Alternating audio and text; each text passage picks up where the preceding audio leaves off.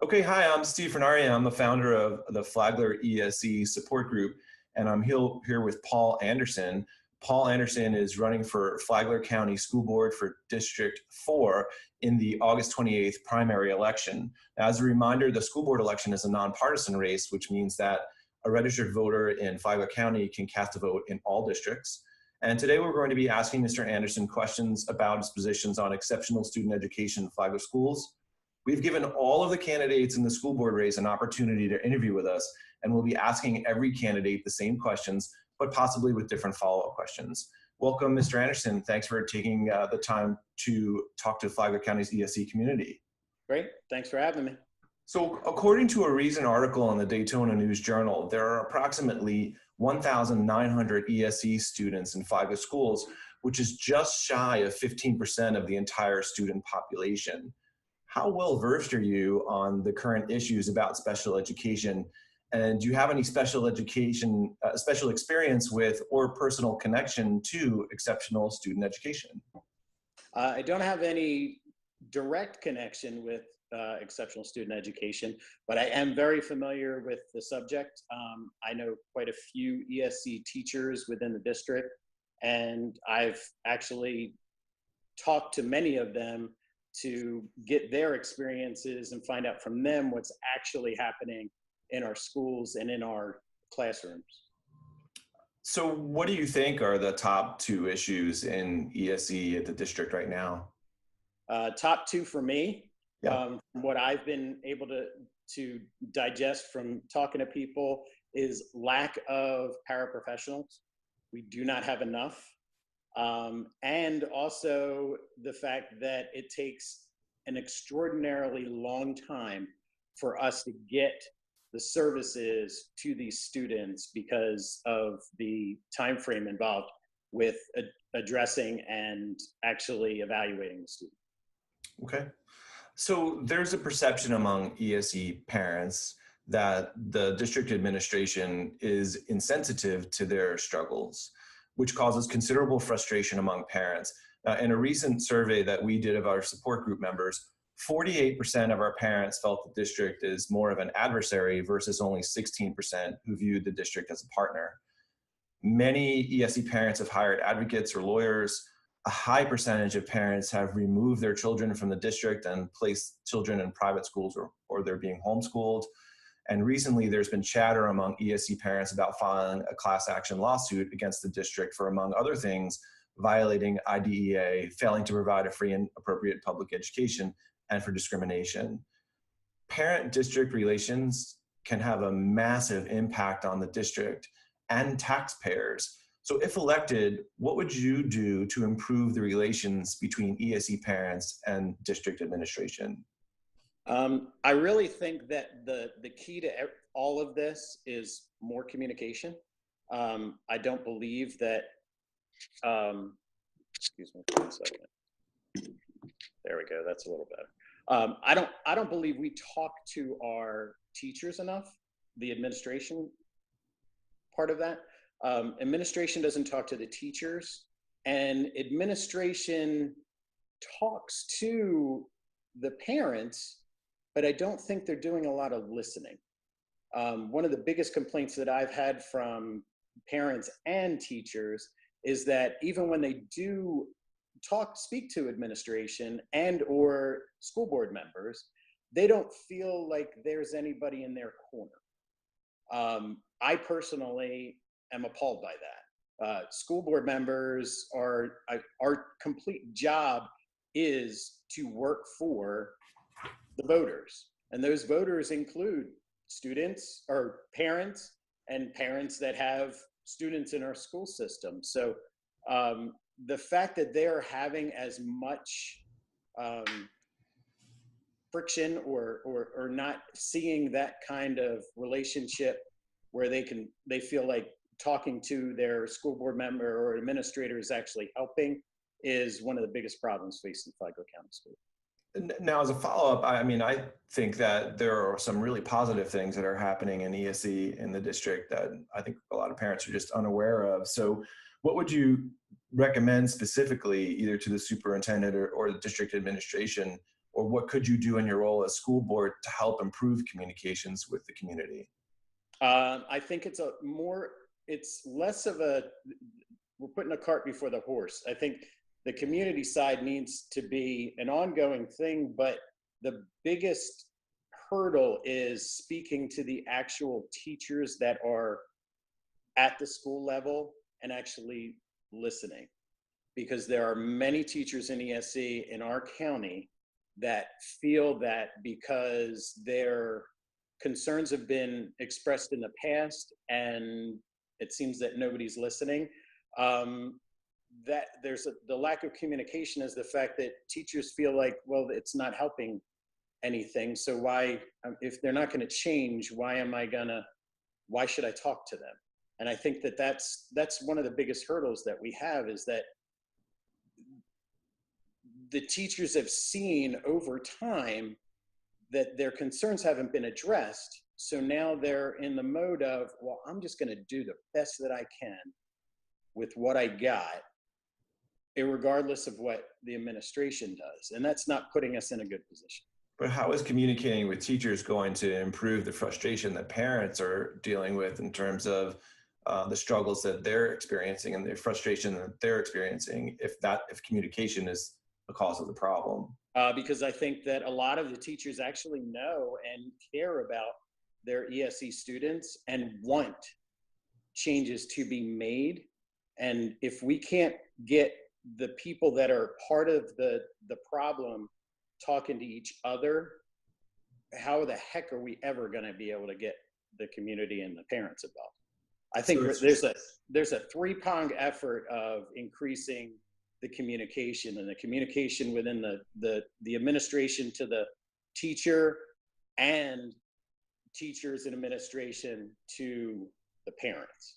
And I know it's a lot. This is not a problem that's happened overnight.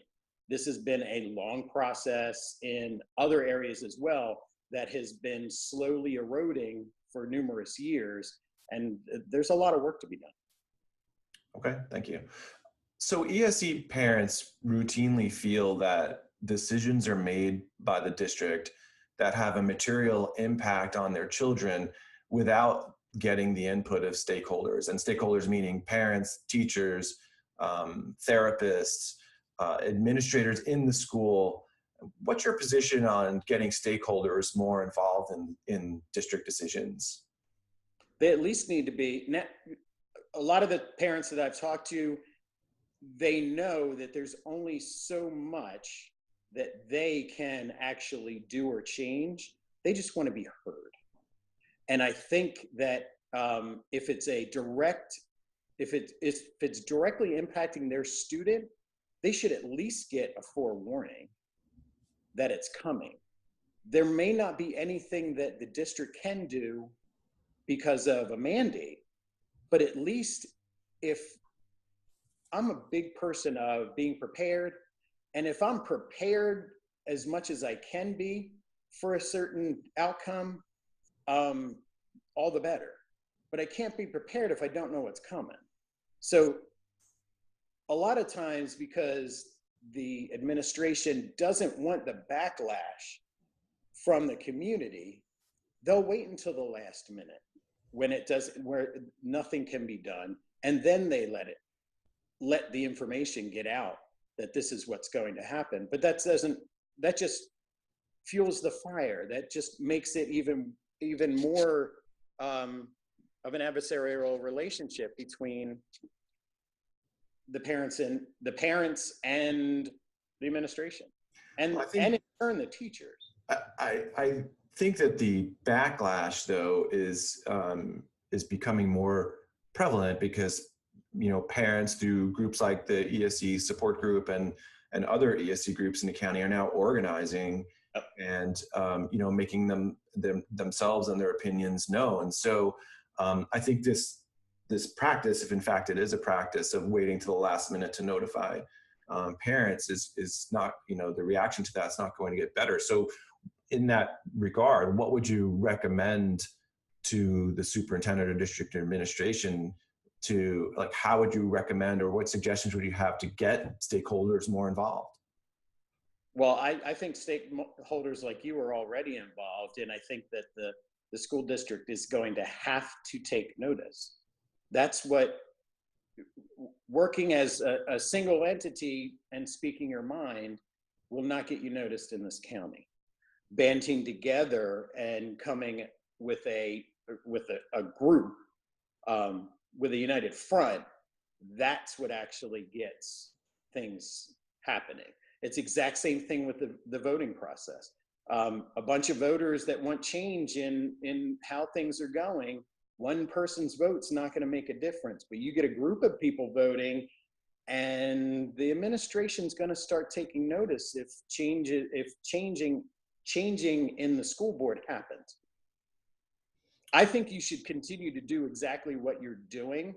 You are actually making a difference, and you're actually being noticed, and being noticed is the first part of getting anything accomplished.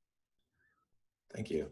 So every year, the local publication Flagler Live interviews candidates, and this year, the Flagler Live asked all of the candidates about the district's most recent B rating and how to improve it. And a consensus among the candidates is to improve outcomes for the bottom quartile, which is the lowest 25% performing students.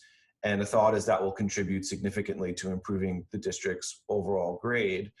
Of course, ESE students make up a large percentage of the bottom quartile. And so one of the things mentioned to bring up the bottom quartile by one of the candidates was tracking those students earlier in the school year so they can get the supports necessary to move forward in their education. Yet ESE parents routinely report to us that they're being told by district staff that their children will have to fail for a year before being considered for support. And then once they do get support, many parents are complaining that the supports are inadequate for their children to be successful. So based on our experience, early tracking alone is not enough. So if elected, what would you do to ensure district administration improves supports for ESE students? The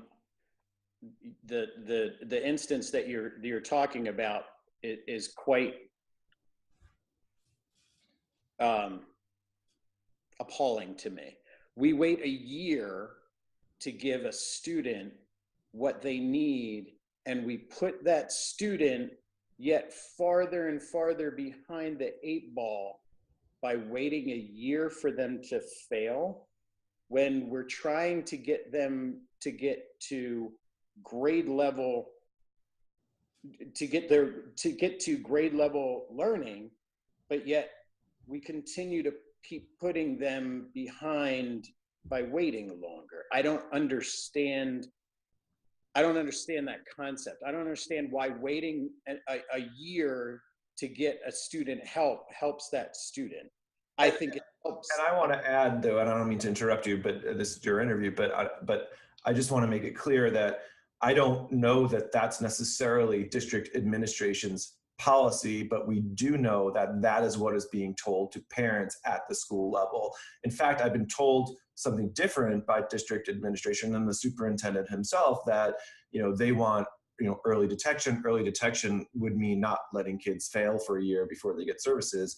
But yet we know in almost all of the schools that is what's being told to parents typically by guidance. I think there's a huge disconnect between what administration and what the people in the GSB think is going on and what's actually in practice. And the only way that you do that and to find out what's actually being done in practice at the school is if you're at the school more. They do a lot of what I call field trips for school board members, where they plan an event. The school knows that the school board members are coming, and all the entourage from the district are coming. So they get a staged kind of look-see into how things are actually going on in the classroom. Well, if somebody knows that you're coming, of course they're going to put their best face forward. That's always going to be the case. what we need to see more of is school board members actually going outside of the prepared visits that are happening with students and actually engaging with parents and teachers, because teachers are actually, if you take an interest in what they're doing and how they're doing their job, they will actually tell you what's going on and the struggles that they're having.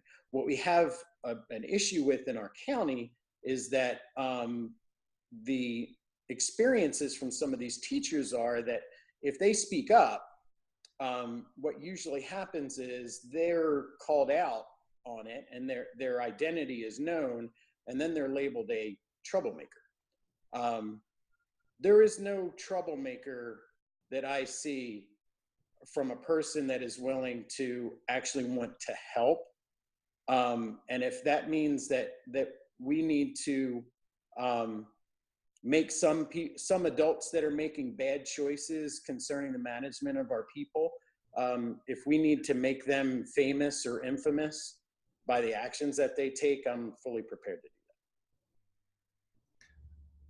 that. Okay, so as a follow-up to the second part of that question, which is how do we get the right kinds of supports? I'll give you an example. So Flagler Schools has a large population of students affected by autism spectrum disorder. I'll refer to that as ASD. And in fact, 52% of our ESE support group members have a child affected by ASD. So it's a big portion of our population as well. Applied behavior analysis, which is also known as ABA therapy, is an evidence-based science in which behavior modifications are systematically applied to improve behavior to a meaningful degree. ABA has been widely described as one of the most effective treatment of children with not just ASD, but similar types of disorders, and leads to substantial and lasting improvements in the lives and education of children with autism, and improves reading and writing skills. So that seems to me to align with the district's goal of providing the right kinds of support and improving that bottom quartile. So ABA therapy has been endorsed by the US Surgeon General, the NIH, and the Association for Science and Autism Treatment. Flagler Schools currently has only one behavior specialist for 1,900 students, and no therapist certified in ABA therapy. And that is a major point of frustration for ASD parents. So if improving outcomes for the bottom quartile by providing support is a district goal, how is the district meeting this goal if it's failing to provide the right kinds of support? That's more of a statement than a question, but it's correct. We don't have enough personnel to satisfy how I think ESE should be handled or should be conducted in our school system. And this isn't something that, again, this isn't something that just happened. We've had previous directors of ESE have the exact same issue. It continues to be the same issue. You were stating some of the questions from Flagler Live. Those are some of the same questions that we've been asking for the last 10 years. So we keep saying that it's supposed to be a focus, but yet we don't do anything about it. One of the biggest things to do about it would be to ensure that we have the right number of personnel in order to make sure that this program actually goes forward in a positive way. So what do you think is the reason or rationale for not having the adequate support? Why has this gone on for so long in your estimation? Well, the excuse du jour is usually funding. That's the essential excuse for pretty much anything that we can't. Can't to me means won't, and I don't accept can't. I'm quite frankly tired of hearing what we can't do. I want to know what we can do. And the only way we know what we can do is if we talk to the people that are actually the doers and actually get the work done to find out, well, if we can't do this, then what can we do within the framework of what we have? And that's what I know that we have. We have budgetary issues, we have personnel issues, we have, I know for a fact that we have numerous complaints out to the state concerning our ESE program. But our administration continues to ignore the parents and their frustration with how the school district is handling it. People don't like to get bad news, but in the absence of any news, they can take the bad news. But we're not telling them anything. We're just saying this is the way it is, and going along and hoping. I believe the administration is hoping that the problem will go away. What makes me feel that this is an opportunity to make this change is that you're not going away. You're banding together. We're seeing a lot more people banding together. We have teachers banding together.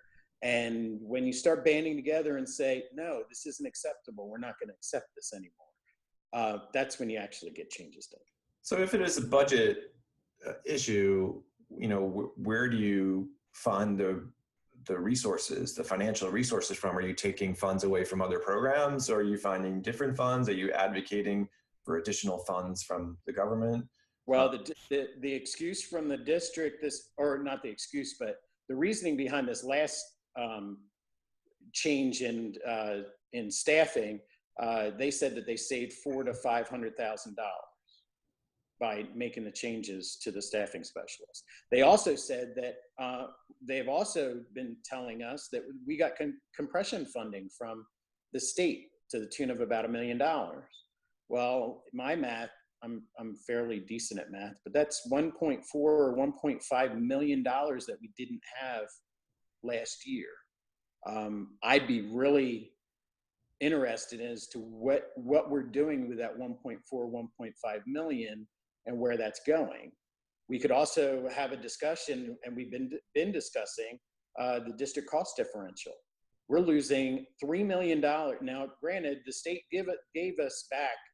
Gave us is a weird term, but gave us compression funding to the tune of $1 million. But at the same token, because of the district cost differential, they're taking $3 million away from us. So we're giving the state, we're taking money from our voters in the form of property taxes. We're sending that money up to Tallahassee, but instead of us getting $1 for $1, we're getting 95 cents on the dollar in return, because they say that we don't need the money because our cost of living is much lower than other counties, so we don't need as much money. Well, that's the most ridiculous statement I've ever heard of in my life. The only people that can control that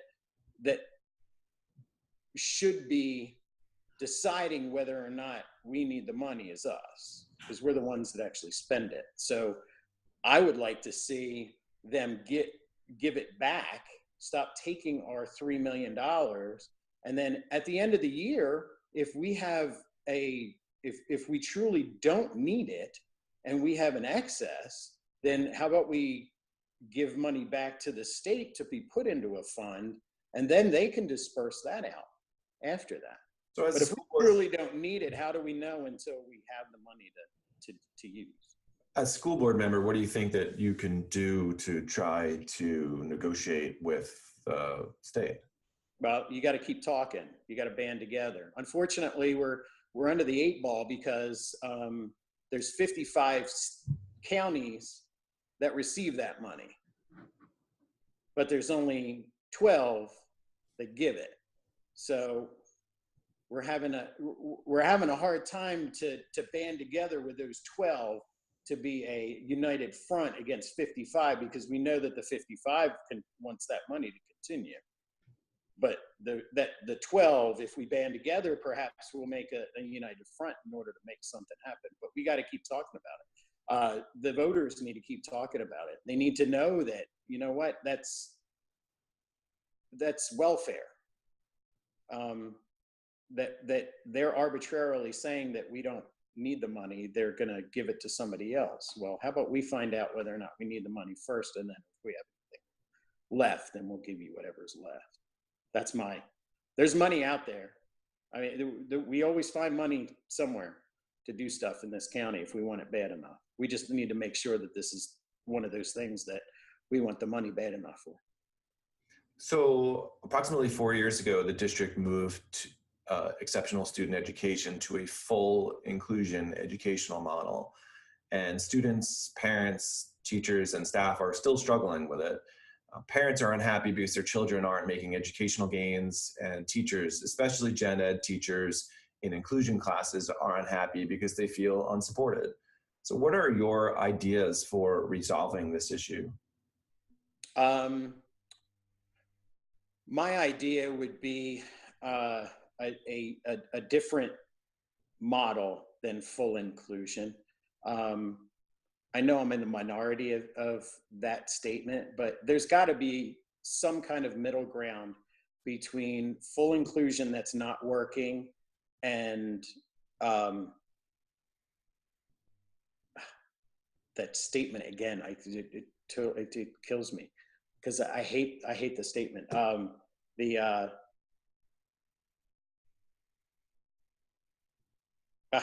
It lost me. And it's horrible that this is live, but self-contained, sorry, it finally hit me. Self-contained classroom. I apologize to our viewers that I had a moment, but I have had that moment quite often because self-contained to me, just the connotation of self-contained just sounds so negative. And when I hear teachers talk about self-contained, it's like a negative connotation to it. And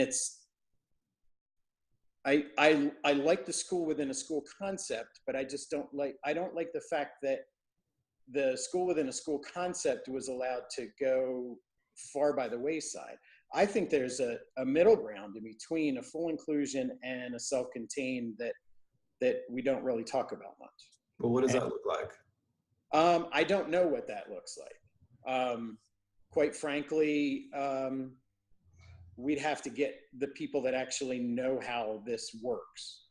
And I know enough to be dangerous, but I don't know everything. So I would need to get input from teacher, and we do. We have a lot of teachers that have some really good ideas of how they could meet the needs of their students, plus not have that full inclusion program.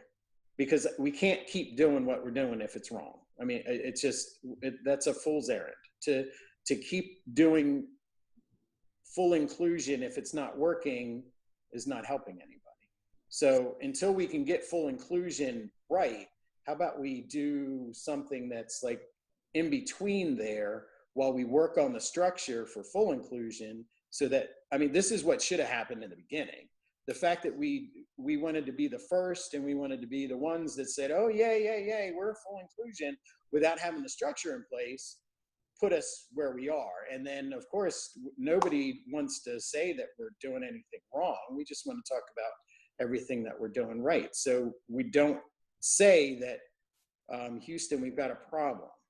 We have a lot of great cheerleaders in our Flagler County school system, but we're not looking at our school system critically. And that's being critical is not a negative connotation. You can critique something in a way that makes it, you do it to get better. I mean, I went to school for art. We were critiqued all the time based on, and it wasn't so that we would feel bad about ourselves. It's so that we would make our craft better.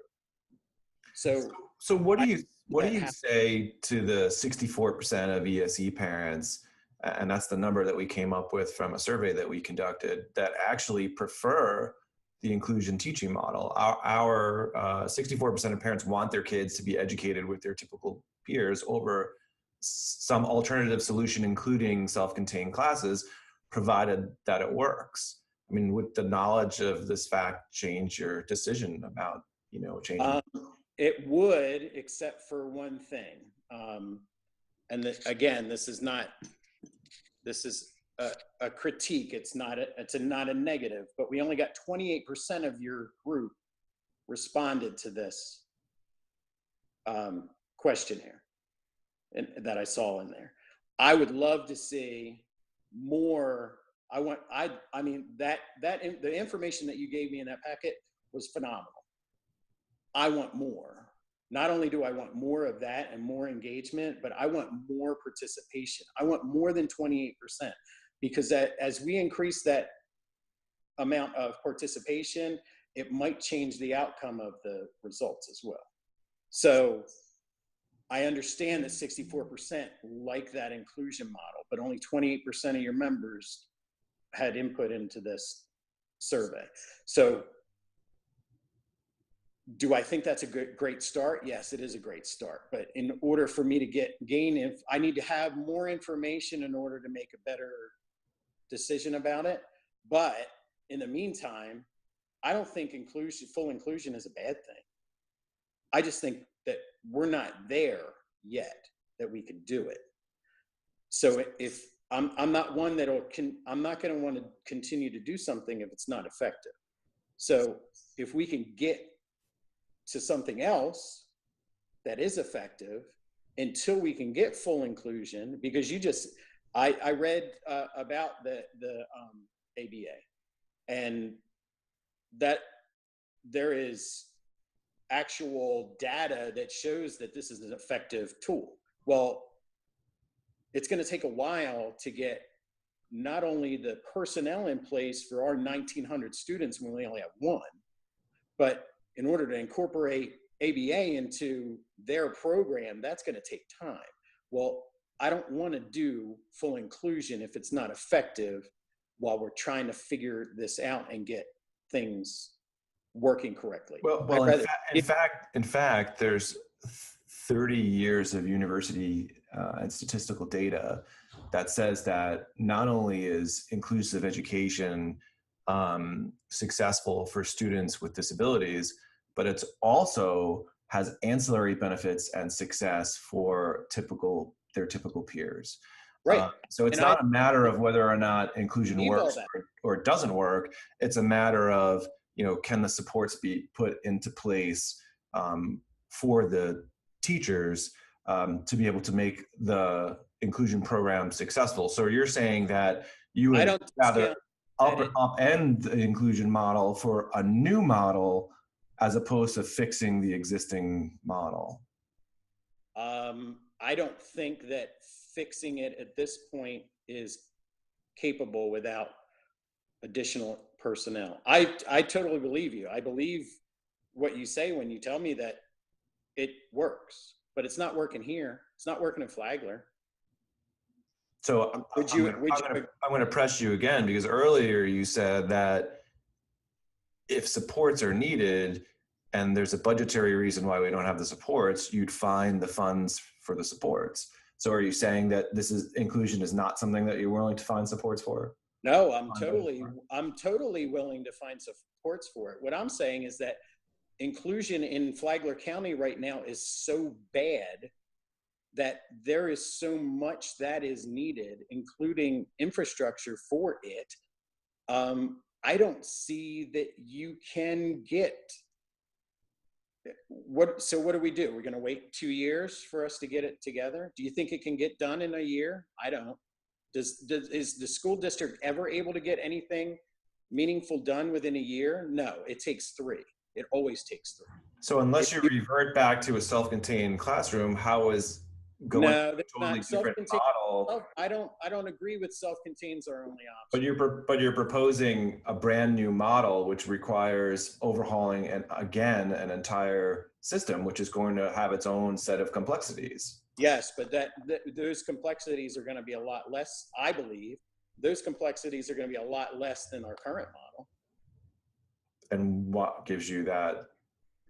Just from talking to the teachers that I talked to, that there is a way that we can actually make outcomes better for our students in a different way.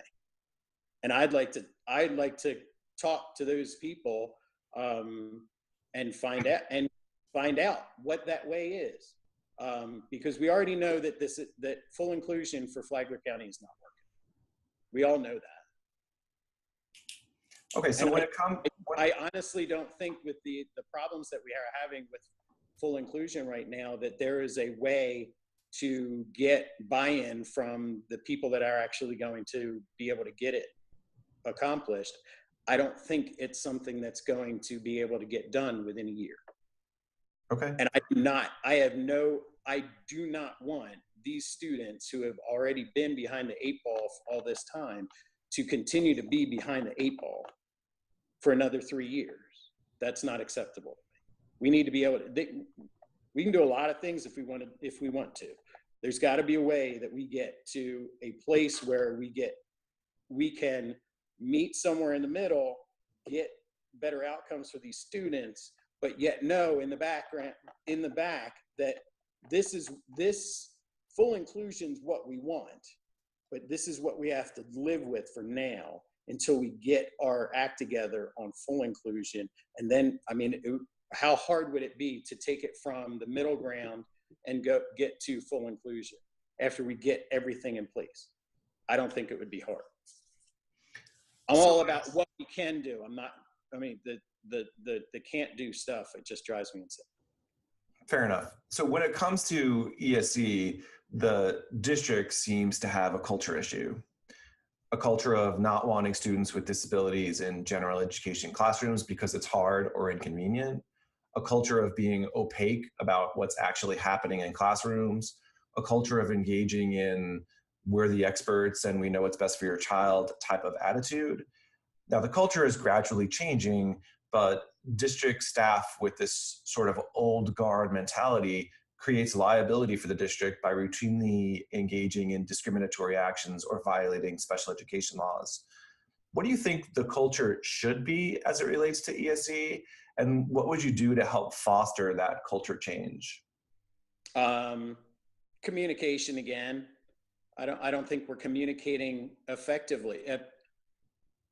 If you say to somebody that I don't want to hear, I want to hear what's actually working and not what's not working.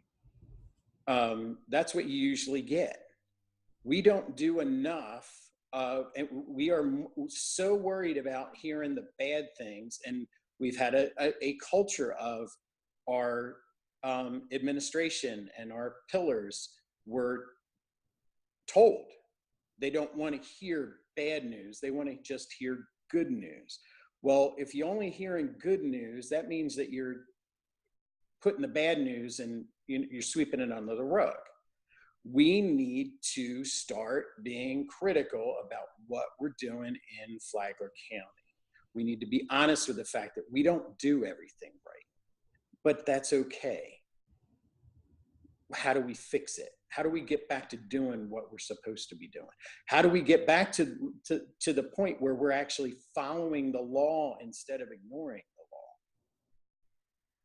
That's the biggest thing. We need to start holding people accountable for making the decisions that they make. So is that the specific action that you take to help change or foster the culture that you envision, is by holding people accountable? That's the only thing that a school board member can do. We only do policy. We don't have direct interaction with individuals. I mean, we have direct interaction where we can speak to people. Do I think it's a policy issue that needs to change? No. I mean, I think the policies are there. We're just not following them. Well, there's some school of thought that says that culture comes from the top, right? That right. Culture is simply reflective of leadership, and you're in charge of supervising the leadership and choosing leadership. So you do have a direct impact on culture. So I have one person that I can choose, and that's a superintendent. If I can't convey to the superintendent that changes need to be, or if I can't get consensus around that changes need to be made at the top, and it's not necessarily the superintendent that needs to be changed. If we have people that have that are in the business of teaching our students to be lifelong learners, but yet they don't want to learn anything new, I have a definite problem with that. An educator that doesn't want to learn something new or believes that they know everything and nobody else can give them input that actually teaches them something. If we have individuals like that in Flagler County, and I know that we have a few, they need to be encouraged to find another place to work, because that doesn't work anymore. Not for me, not for a lot of voters either. They're tired of the same old, and they're tired of the same people getting into places of authority, and the same exact things keep coming up. Well, if you keep people the same in all of these areas, you're going to keep getting the same. So yes, do I advocate that we need some changes from the top in the GSB? Absolutely. I've been saying that for a very long time. So this spring, there was a very big change to the organization of the district staffing specialists, and you alluded to that previously in the conversation. And the ESE community had some real serious concerns about this change. And we approached the school board for help after getting incomplete and inconsistent information from the district administration about it. The staffing specialist issue came before the school board at the workshop on May 15th. And since the public is not given an opportunity to ask questions of district administration and get direct responses at school board meetings, our group prepared about 60 questions on 6 pages that we wanted asked. Now, we had no expectation that every one of our questions would be asked, but we figured, a majority of them would be. At that meeting, only 3 board members of 5 asked any questions. Less than 5 questions from our list were asked in total, and not one follow-up question was asked after district admin gave its presentation. Parents felt that the school board, their elected representatives, failed to make sure that their concerns were addressed. And in the event that a similar situation arises with respect to ESE, if elected, what will you do to ensure that parents feel that their concerns are addressed on the public record? So you did the homework for the school board members, but the school board members made a decision. Either it was a preconceived notion of what they were already going to do, or they decided that it was better that they don't ask questions because that's not what staff wanted them to do.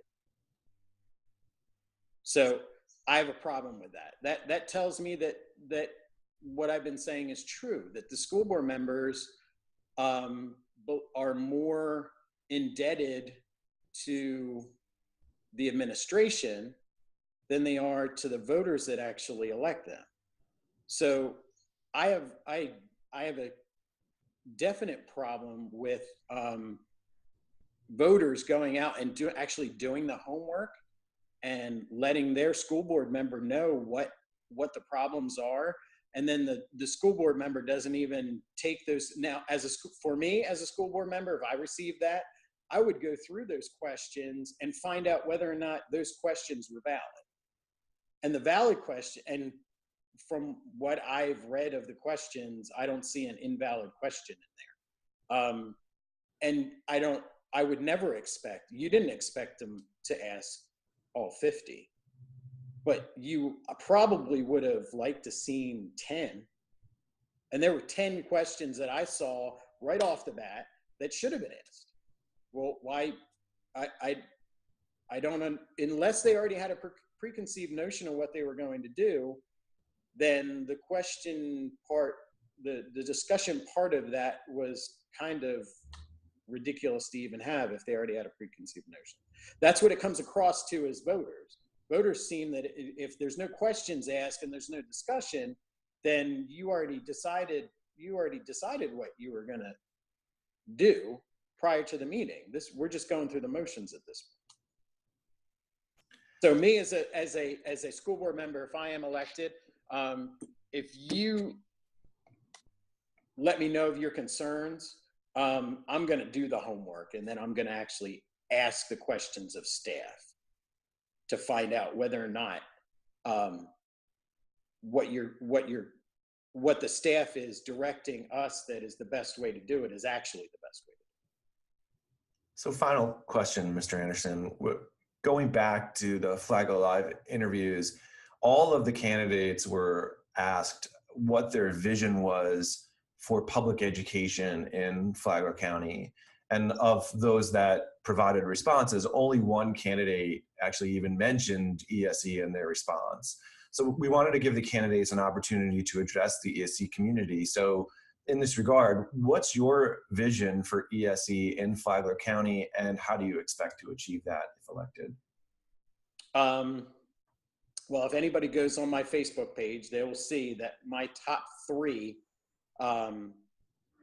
goals for being a school board member, or my top three focuses for being a school board member, is number one, discipline, because something that you didn't mention is the bullying aspect of ESE, and that's not being addressed. So discipline within our schools and make sure that we are actually following the code of conduct. And if there is any areas within the code of conduct that need to be adjusted because it's ridiculous, and this isn't a conversation for this particular, because we're talking about ESE, not discipline. But if there's anything in the code of conduct that needs to be changed in order to better reflect a more positive behavioral outcome, we need to do that. My second is exceptional student education, because from my talking to many people, we are not following the law. I think if we were able to have that as our goal, to do what we're supposed to do, and actually follow the rules, that would be a great starting point. And then my last point of focus is increasing vocational training in the classroom. But for ESE, it's my number two.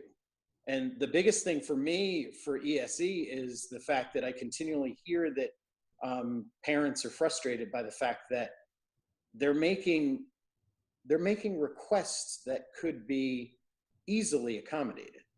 I mean, but yet as a school district, we're not doing it. And so then the only resort for some of these teachers is to file a complaint with the state. Now, if I was the ESE director, if I forced if our school district was at a point that we were forcing parents to file complaints with the state, I would consider myself a complete and utter failure that I allowed that to get to that point in my job, that was the last resort for a parent. I just think it's appalling. And I've heard numerous other things that would take way too much time that tells me that ESE needs to be number two on the list. But I mean, clearly it's you've listed it your second most important item on your agenda. But what's your vision? What does it look like? What does successful ESE look like if you had your way? I don't know. I'm totally honest. I don't know enough about ESE to know what the actual vision is. I need to talk to people that actually know way more than I do. All I know is that I have a voice, and I'm not afraid to use it, and I'm not afraid to ask the questions that I don't know.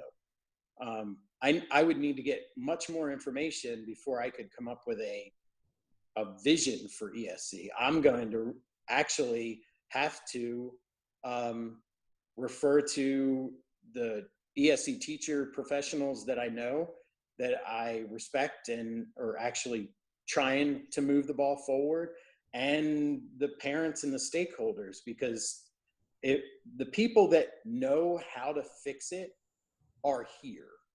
We just got to listen to them, and we're just not doing enough listening. Well, I think this is a great point to end. Thank you so much for addressing the ESE community. We really appreciate it. So if voters want to find out more information about your candidacy, about ESE, or beyond anything about your candidacy, where can they do that?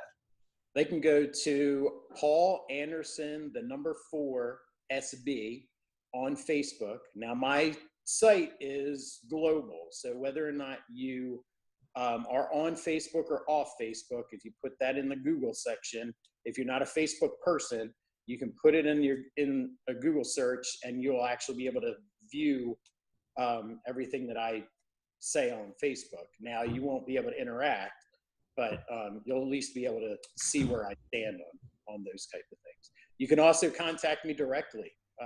My email address is paulanderson, the number 4, sb@gmail.com. So if you have a direct question that you want to ask me, feel free. I'll ask any questions, or I'll answer any question that's posed to. Well, Paul, thank you so much again, and really best of luck on your race. Great. Thanks a lot, Steve.